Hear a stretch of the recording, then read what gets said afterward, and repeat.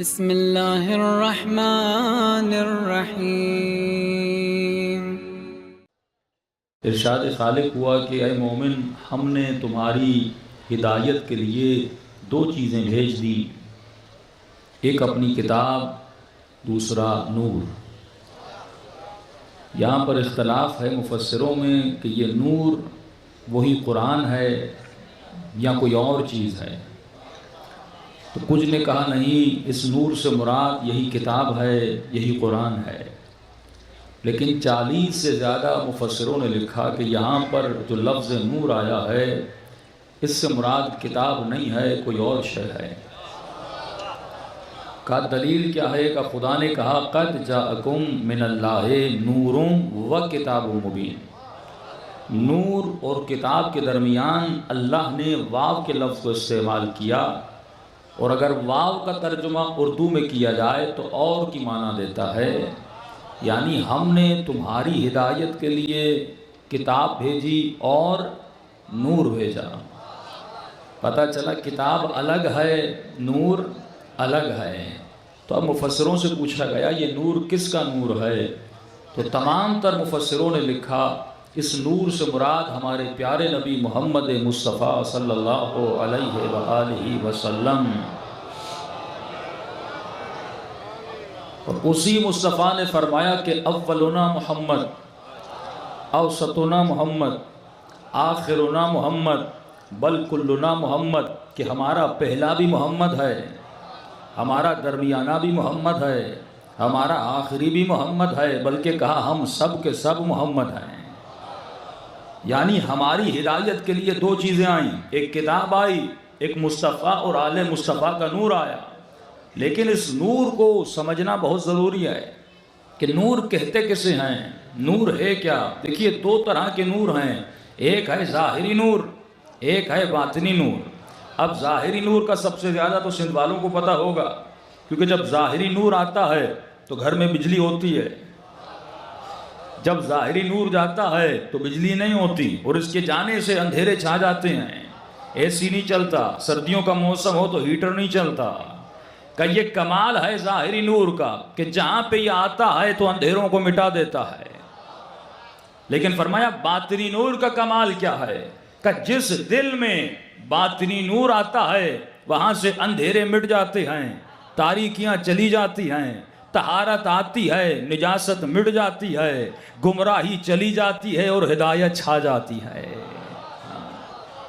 یہ کمال ہے نور محمد و آل محمد کا کہ جہاں پر بھی یہ نور آیا اس نے جگہ جگہ سے اندھیرے مٹا دیے، اور جس گلی سے یہ گزرے اس گلی میں یہ برکتیں بکھیر کے چلے گئے، اور جس صحرا میں یہ قافلہ رکا آج وہ صحرائے کربلا جنت بن چکا ہے۔ کہا یہ جہاں جاتے ہیں وہاں نور بکھیرتے ہیں۔ لیکن ہم شیعوں پر ایک بہت بڑا اعتراض ہوتا ہے انہی مجلسوں کو دیکھ کر کہ بھائی ان کو کوئی کام نہیں، دن رات علی علی۔ بھائی گھر میں بچہ پیدا ہوا مجلس رکھوا دی، فوتگی ہو گئی مجلس رکھوا دی، نیا گھر لیا حدیث قصہ پڑھا دی۔ کہ دن رات یہ علی علی کرتے رہتے، کہ سمجھ آتا ہے کہ علی کی محبت ہے، لیکن اتنا علی علی کرنا یہ سمجھ نہیں آتا کہ ان کی زندگیوں میں کوئی اور کام نہیں، جب دیکھو ذکر علی، جب دیکھو ذکر محمد، جب دیکھو ذکر آل محمد۔ تو اس کا جواب شاعر نے بہت اچھا دیا کہ کیا بتاؤں تجھے ہے کدھر زندگی، کیا بتاؤں تجھے ہے کدھر زندگی، ہے علی جس طرف ہے ادھر زندگی۔ کیا بتاؤں تجھے ہے کدھر زندگی، ہے علی جس طرف ہے ادھر زندگی۔ دیکھو ہرگز نہ چھوڑنا در مرتضیٰ علی، ورنہ ہو جائے گی در بدر زندگی۔ کہ ہم کریں تو کیا کریں، اگر علی کا در چھوڑتے ہیں تو زندگی در بدر ہو جاتی ہے۔ لیکن پھر بھی کوئی بات نہیں، ہم ان کو اعتراض کرنے کا حق دیتے ہیں۔ میں مجلسیں آپ کے لیے بھی پڑھتا ہوں اور ان کے لیے بھی پڑھتا ہوں کہ فائدہ دونوں اٹھائیں۔ کبھی کبھی ہماری مجلس صرف ان کے لیے ہوتی ہے، اپنے لیے نہیں ہوتی۔ تو انہوں نے اعتراض کیا، کہا کہ آپ کو کوئی اور کام نہیں، جب دیکھو علی علی۔ اور سب سے بڑا اعتراض جو کیا وہ یہ کیا، کہا کہ آپ شیعہ بدعت کرتے ہیں، شرک کرتے ہیں۔ بھائی کیوں؟ کہ دیکھو اگر آپ کو اولاد چاہیے تو یہاں سے مومن نے خرچ کیا لاکھوں روپے اور کربلا گیا اور حسین کی زری کو پکڑ کے کہا مولا بے اولاد ہوں. قرضدار تھا وہ یہاں سے کربلا گیا، عباس کی زری کو پکڑ کے کہا کہ عباس سے علمدار ہے، باب الحوائج قرضدار ہوں. تو میں نے کہا مسئلہ کیا ہے؟ کہ مسئلہ یہ ہے کہ اتنی دور تک کیوں جاتے ہو؟ میں نے کہا کیوں؟ کہ سننے والا تو تیرے بہت قریب ہے، سننے والا تو تیرے بہت قریب ہے. اچھا ہم نے کہا کیسے؟ کا قرآن کی آیت ہے، آواز آتی ہے نحن اقرب الیہ من حبل الورید، میں خدا تمہاری شہرک کی رگ سے زیادہ قریب ہوں. کہ جب خدا اتنا قریب ہے تو علی کے دروازے پہ جانے کی کیا ضرورت؟ سیدہ کے دروازے پہ جانے کی کیا ضرورت؟ اتنا دور دراز جا کر حاجتیں مانگنے کی کیا ضرورت؟ کہ جب خدا اتنا قریب ہے. تو دو طرح کے شیعہ بنے، ایک وہ شیعہ جو تحقیقی شیعہ ہے، ایک وہ شیعہ جو پیدائشی شیعہ ہے. اگر پیدائشی یہ علی کی برکت ہے کہ علی والے کے گھر میں پیدا ہوا، لیکن بڑا ہو کے اسے بھی تحقیقی بننا ہے. کیوں بننا ہے؟ کیونکہ یہ علی کا سپاہی ہے. اگر کسی نے آپ کے عقیدے پر حملہ کیا، فرض ہے کہ علی کا سپاہی علی کے عقیدے کا دفاع کرے. اور مولا فرماتے ہیں نحن ابناء الدلیل، ہم ابناء الدلیل ہیں. کیا مطلب؟ فرمایا ہمارا شیعہ کبھی گالی نہیں دیتا، ہمارا شیعہ کبھی لڑتا نہیں ہے. اگر اس کے عقیدے پہ حملہ ہوتا ہے، یہ قرآن کے ذریعے سے اپنے عقیدے کا دفاع کرتا ہے. جو لڑ پڑے، مولا فرماتے میرا شیعہ نہیں، کیونکہ لڑتا وہ ہے جس کے پاس دلیل نہیں. تیرا امام بھی دلیل سے بنا، تیری کربلا بھی دلیل سے بنی، تیری مجلس بھی دلیل سے بنی، تیرا رونا پہ دلیل ہے، تیرے کالے کپڑے پہننے پہ دلیل ہے. تو فرمایا لڑے وہ جن کے پاس دلیل نہیں ہے، گردنیں وہ کاٹے جن کے پاس دلیل نہیں ہے. لیکن تو علی والا ہے، تیرے پاس تو دلیل ہے. تو مولا فرماتے کبھی لڑا مت کرو. اب پیدائشی شیعہ کیسے؟ پیدائشی شیعہ کو کہو گے کہ یا علی مدد کیوں کہتے ہو؟ وہ جواب میں کیا کہے گا؟ بھائی جب سے پیدا ہوا تب سے کہہ رہا ہوں، عادت ہے. لیکن تحقیقی شیعہ ایسا نہیں کہے گا. تحقیقی شیعہ کہے گا کیونکہ میرے نبی نے کہا تھا تو میں بھی کہتا ہوں، میں نبی کی سنت پر عمل کرتا ہوں. اب سنت آئی تو مجھے سنت سے ایک بات یاد آئی. مسلمانوں کو سنتوں پہ عمل کرنے کا شوق بھی اور اچھی بات بھی ہے. سنت پہ ہمیشہ عمل کیا کریں، بہت اچھی بات ہے سنت نبی پر عمل کرنا. اگر مونچھیں کاٹی تو کہا کیوں کاٹی؟ کہا کس کی سنت ہے؟ مصطفیٰ کی سنت. زلفیں بڑی رکھی کیوں رکھی؟ کس کی سنت ہے؟ مصطفیٰ کی سنت ہے. بڑی قمیض چھوٹا پیجامہ کس؟ بھائی سنت ہے. اور بہت اچھا مسلمان ہے جو اتنا سنتوں کا خیال کر رہا ہے. جیب میں مسواک رکھا، بھائی کیوں رکھا؟ نبی کی سنت ہے. پلاسٹک کے گلاس میں پانی نہیں پینا، پتھر کے گلاس میں پانی پینا ہے. کیوں بھائی؟ کہ سنت نبی ہے. بہت اچھا مسلمان ہے جو ہر سنت پہ عمل کر رہا ہے. تو اس مسلمان کو میں کچھ کہنا چاہتا ہوں. صحیح مسلم میں 4 روایتیں ایسی ہیں کہ نبی نے فرمایا کہ یا علی لحمک لحمی، اے علی تیرا گوشت میرا گوشت. یا علی دمک دمی، اے علی تیرا خون میرا خون. یا علی نفسک نفسی، اے علی تیرا نفس میرا نفس. یا علی روحک روحی، اے علی تیرا روح میرا روح. تو اتنی سنتوں پر عمل کرنے والے مسلمان کو ایک جملہ کہنا چاہتا ہوں. جب تو ہر سنت پہ عمل کرتا ہے، اگر تم نے مونچھیں کاٹی تو سنت ہے، اگر تم نے زلفیں رکھی تو سنت ہے، اگر تم نے مسواک رکھا تو سنت ہے. اور بہت اچھی بات ہے سنت نبی پہ عمل کرنا. میرے نبی نے 4 مرتبہ کہا یا علی، تو سنت سمجھ کے 1 مرتبہ یا علی کہہ دے. اب خیبر و خندق تو سب نے سنی ہوئی ہے، کیونکہ آپ کو یاد ہے تو کوئی واقعہ یاد دلانا چاہتا ہوں.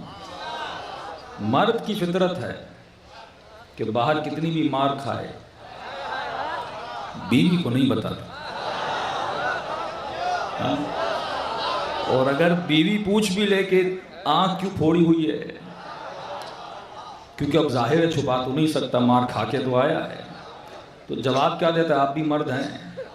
جواب کیا دیتا ہے؟ دوستوں نے روک لیا ورنہ بہت مارتا، رشتہ داروں نے پکڑ لیا ورنہ بہت مارتا. بس جیسے پکڑا اس نے موقع دیکھا اور مار دیا. تو مسلمان جب جنگوں سے واپس آتے تھے تو بیویاں کہتی تھی ہم نے سنا تو بھاگ گیا تھا. بھائی عورت کی فطرت ہے، مرد سے پوچھتی ہے. دوسری عورتیں کہتی تھی علی نہیں بھاگا، فلاں نہیں بھاگا. اور کہتی تھی کہ جب علی واپس آتا ہے اسے اتنا حصہ ملتا ہے، تمہیں حصہ کیوں نہیں ملا؟ کیونکہ اصول تھا جو جتنے مارتا تھا اتنا حصہ لے کر جاتا تھا. تو علی تو سب سے زیادہ مارتے تھے، تو کہا علی کو اتنا ملا تمہیں کیوں نہیں ملا؟ مرد تھے، کہتے تھے موقع نہیں ملا.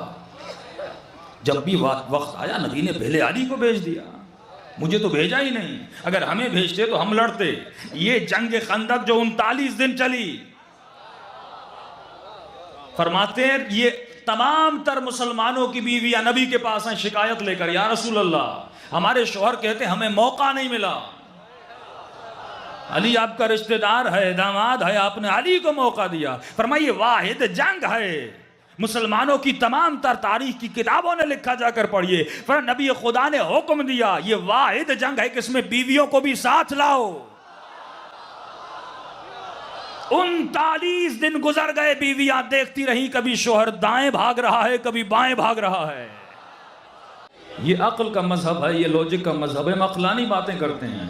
اب اس عقل پہ آؤں گا کہ ہم یا علی کہتے کیوں ہیں، ہم علی کا نام لیتے کیوں ہیں. فرمایا 39 دن گزر گئے، بیویاں دیکھتی رہیں، کبھی دائیں بھاگ رہا ہے کبھی بائیں بھاگ رہا ہے.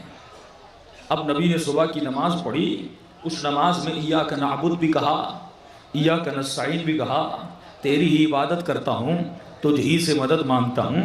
بس یہ کہہ کر مصلی پہ بیٹھے ہیں. پروردگارا 39 دن گزر گئے، 39 دن گزر گئے، کوئی میری مدد فرما دے. فوراً جبرائیل نازل ہوئے، فرمایا پڑھ یا رسول اللہ ناد علی مظہر العجائب.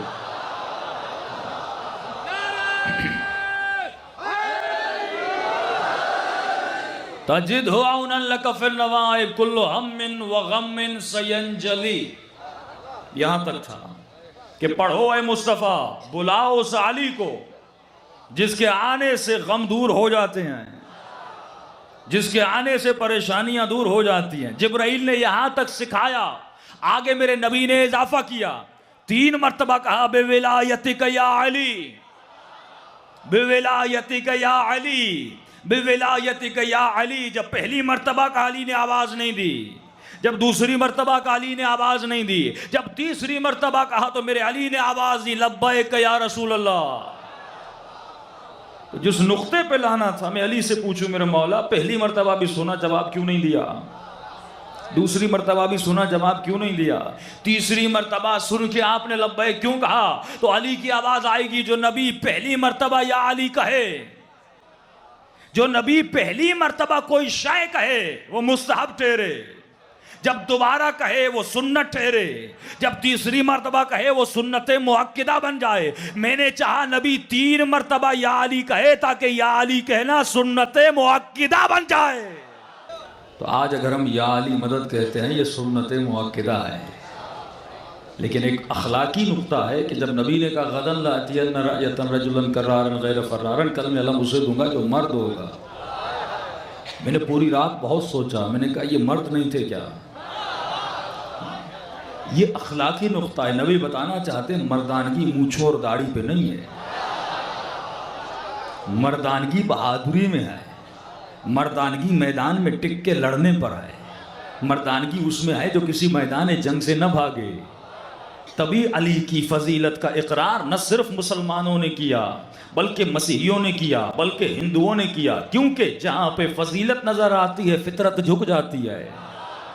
یہ ناممکن ہے کوئی خوبصورت اور خوشبودار پھول کو سونگے اور کہے کہ اس میں خوشبو نہیں ہے. پھول میں تو خوشبو ہے، تو سننے والا جب یہ سنے گا کہے گا عیب تمہارے اندر ہے، کیونکہ تبھی تم نے خوشبو سونگی ہی نہیں ہے. کیونکہ فضیلت جہاں پہ نظر آتی انسان جھک جاتا ہے. کتاب کا لکھنے والا جار جرداق ہے. کتاب کس کے فضیلت میں لکھی؟ مولا علی کی فضیلت میں لکھی. کتاب کا نام ہے دا لائف آف محمد، محمد کی زندگی. لوگوں نے کہا تم نے علی کی فضیلت میں کتاب لکھی، اپنے نبی کی فضیلت میں کیوں نہیں لکھی؟ کہتا لکھنا تو چاہتا تھا لیکن مقصد نبی کی فضیلت میں کتاب لکھنا نہیں تھا، مقصد یہ تھا ایک ایسی کتاب لکھوں جس میں کائنات کے سارے فضائل پائے جائیں۔ جب میں فضائل کی تلاش میں نکلا تو سارے فضائل ذات علی ابن ابی طالب میں نظر آ گئے۔ تو میرے مولا کی خصوصیت لکھتا ہے، کہتا ہے علی ابن ابی طالب کی ایک عجیب خصوصیت مجھے نظر آئی کہ میدان جنگ میں جو بھی لڑنے جاتا تھا وہ آگے بھی ذرا پہنتا تھا، پیٹھ پر بھی پہنتا تھا، لیکن کہتا ہے علی جب میدان جنگ میں جاتے تھے آگے تو پہنتے تھے لیکن who fought without armor on his back، علی نے کبھی اپنی پیٹھ پہ لوہا نہیں پہنا، آگے تو پہنی لیکن پیچھے نہیں پہنی۔ تو کہتا ہے جب ہم نے علی سے پوچھا کہ یا علی جتنے جنگجو لڑنے جاتے ہیں آگے بھی پہنتے ہیں پیٹھ پر بھی پہنتے ہیں لیکن آپ آگے تو پہنتے ہیں پیٹھ پہ نہیں پہنتے، میرے مولا نے فرمایا آگے اس لیے پہنتا ہوں کیونکہ جنگ کا اصول ہے، کیونکہ میں میدان پہ حملہ کرنا چاہتا ہوں، آنے والا تیر رک جائے، لیکن اللہ کی قسم ابی طالب کے بیٹے کو پیٹھ پہ زرہ پہننے کی عادت نہیں ہے، کیونکہ علی میدان جنگ میں لڑنے کے ارادے سے جاتا ہے، بھاگنے کے ارادے سے نہیں جاتا۔ اسی لیے کہ ان زعمتم انکم اولیاء اللہ فتمنوا الموت ان کنتم صادقین۔ اگر اتنا شوق ہے ولی بننے کا، اگر اتنا شوق ہے علی بننے کا، واللہ کی آواز آتی ہے سورہ جمعہ میں تو موت کی تمنا کرو۔ جو میدان سے بھاگ جائے وہ موت کی تمنا نہیں کر سکتا، لیکن یہ میرے مولا کے جملے ہیں واللہ لابن ابی طالب انس بالموت من الطفل بثدی امہ، خدا کی قسم علی کو موت سے اتنی محبت ہے جتنی چھوٹے بچے کو ماں کے دودھ سے ہوتی ہے۔ تو اعتراض کیا کہ جب علی اتنا قریب، جب خدا اتنا قریب ہے تو مکے مدینے اور کربلا جانے کی ضرورت کیوں ہے؟ تو میں نے کہا لڑو مت جھگڑو مت، یہ قرآن کی آیت ہے اور جو قرآن کو نہ مانے اس سے بڑا کوئی بے ایمان نہیں ہے۔ ہمارا بھی اس کتاب پر ایمان ہے، لیکن ہم کہتے ہیں تو نے اپنی دلیل سنائی، ایک دلیل ہماری بھی سن لے کہ ہم ان سے مانگتے کیوں آئیں، ہم ان کے در پہ آتے کیوں آئیں، ہم اپنی حاجتیں اپنی دعائیں لے کر کیوں آتے ہیں۔ تو ہمارا عقیدہ یہ ہے کہ انسان ہے سراپا نیاز، وہ ہے رب بے نیاز، لہذا ہم جب بھی اس کی دربار میں جاتے ہیں کیونکہ خطا کار ہیں، کیونکہ گنہگار ہیں، اپنے ساتھ کسی معصوم کو وسیلہ بنا کر جاتے ہیں۔ اور یہ صرف ہم نہیں کرتے، اہل سنت کی کتاب ہے، یہ حوالہ یاد رکھیے، مروج الذہب ملتا، نبی خدا بیٹھے ہیں، نبی کے پاس بیمار آیا، پریشان آیا، بے اولاد آیا، قرضدار آیا اور کہا یا رسول اللہ میرے حق میں دعا کیجیے۔ یہ نہیں کہا کہ خدا تیری شہرت کی رگ سے زیادہ قریب ہے، جا کر مانگ، میرے پاس کیوں آیا ہے؟ نبی تھا کہہ دیتا میرے در پہ کیوں آیا ہے؟ وہ خدا جو تمہاری شہرت کی رگ سے زیادہ قریب ہے جا کر اس خدا سے مانگ۔ لیکن مروج الذہب کے لکھنے والا لکھتا ہے جب بیمار آیا، پریشان آیا، بے اولاد آیا، قرضدار آیا کہ یا رسول اللہ میرے حق میں دعا کیجئے۔ نبی نے جب بھی جس کے لیے دعا کی ایک انداز میں دعا کی، کیا کر کے دعا کی؟ ہاتھوں کو بلند کرتے تھے اور فرماتے تھے اللہم ارحم علی فلان بحق علی، اے خدا فلاں پر رحم کر علی کے صدقے میں، یعنی بیمار کو شفا دے یا علی، علی کے صدقے میں، قرضدار کو شفا دے علی کے صدقے میں، بے اولاد کو اولاد دے علی کے صدقے میں۔ تو مبغض آج بھی ہیں، مبغض تب بھی تھے، کچھ ایسے بیٹھے تھے جن کو علی کا نام اچھا نہیں لگتا تھا، کہنے لگے یہ کیسے انصاف کی بات ہے، علی گھر میں ہم سامنے، کبھی ہمارا نام نہیں لیا، جب دیکھو علی کا نام لیا۔ کہ آج کہتا ہوں یا رسول اللہ تھوڑا سا تو انصاف کیجئے، کبھی بھی اپنی دعاؤں میں ہمارا نام بھی تو لیجئے۔ تو کہنے والا تھا، دوسرے نے روک لیا کہ صبر کرو، صبر کا پھل میٹھا ہوتا ہے۔ کہ کیسا صبر؟ صبر ہوتا ہی نہیں۔ کہ دیکھو دنیا آتی ہے، علی کا نام لیتے ہیں، ایک دن آئے گا جب علی خود بیمار ہو جائیں گے اور دعا کے لیے آئیں گے تو مجبوری میں یا تمہارا نام لیں گے، سامنے ہم ہی تو بیٹھے رہتے ہیں۔ قدرت خدا بھی بڑی عجیب ہے، میرے مولا آئے مصطفیٰ کے قدموں میں بیٹھے، انا عبد من عبید محمد، کہ یا رسول اللہ آج علی کی طبیعت ناساز ہے، ذرا میرے لیے دعا کیجیے۔ خوشی کا عالم تھا، ایک دوسرے کو دیکھنے لگے، تاریخ لکھتی ہے کہنیاں مارنے لگے، اب دیکھنا یا تمہارا نام لے کر دعا کریں گے یا میرا نام لے کر دعا کریں گے؟ بس مصطفیٰ نے دعا کے لیے ہاتھوں کو بلند کیا. ان کے چہروں پر بھی مسکراہٹ ہے, علی کے چہرے پر بھی مسکراہٹ ہے, مصطفیٰ کے چہرے پر بھی مسکراہٹ ہے. اب میرے پیارے نبی کے چہرے سے, میرے پیارے نبی کی زبان سے نورانی جملے نکلے. کس انداز میں دعا کی؟ فرمایا اللہم ارحم علی علی بحق علی, اے خدا علی پر رحم کر علی کے صدقے میں, آئے خدا علی پر رحم کر علی کے صدقے میں. فرمایا جو بغض و نفاق دل میں تھا وہ زبان پہ ظاہر ہوا. کہنے لگے یا رسول اللہ یہ کیسے انصاف کی بات ہے, جب کوئی اور آیا علی کا نام لیا, آج علی آئے ہیں پھر بھی علی کا نام لیا, کبھی ہمارا نام نہیں لیا. بس یہ کہنا تھا. مصطفیٰ کے چہرے پہ آثار جلا نمایاں ہوئے. کہنے لگے اے مسلمانوں تم علی کی بات کرتے ہو, جب میں نبی اپنے لیے دعا کرتا ہوں تو پھر بھی خدا کو علی کا واسطہ دے کر دعا کرتا ہوں. اگر ہم اپنی دعاؤں میں اہل بیت کا نام لیتے ہیں تو یہ نبی کی سنت پر عمل کرتے ہیں.